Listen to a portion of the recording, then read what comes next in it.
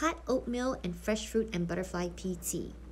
Oatmeal is my favorite, especially when there's no sugar added. So let me show you how. We're gonna use blackberries, raspberry, and blueberries. You can use any of your favorite fruit. I love berries. With 1/3 cup of each fruit, I'm gonna add half a cup of each fruit because I like a lot of fruit in my oatmeal.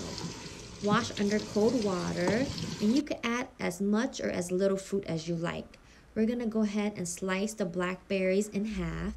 With the quick 1-minute oats by Quaker Oats, we're gonna use 1/3 cup of rolled oats.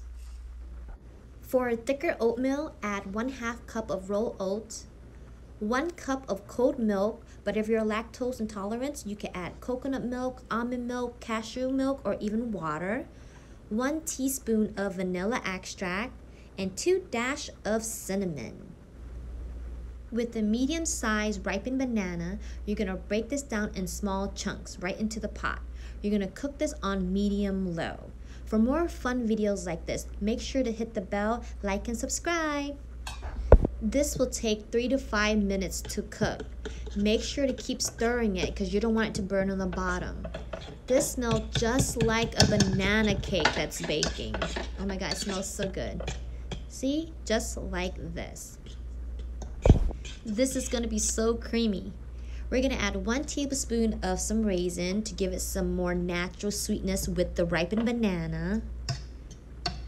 And then some ground up butterfly pea tea that's been dried. This is straight from my garden with so many health benefits, supporting the brain, anti-aging, and weight loss, just to name a few.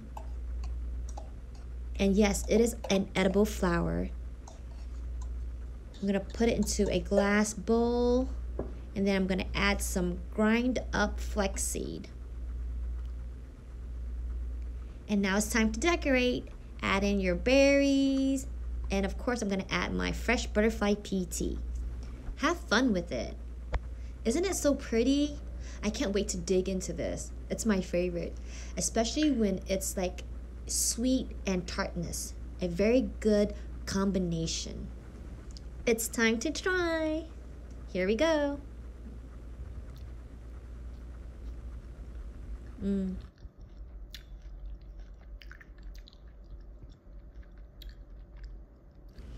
It is so good.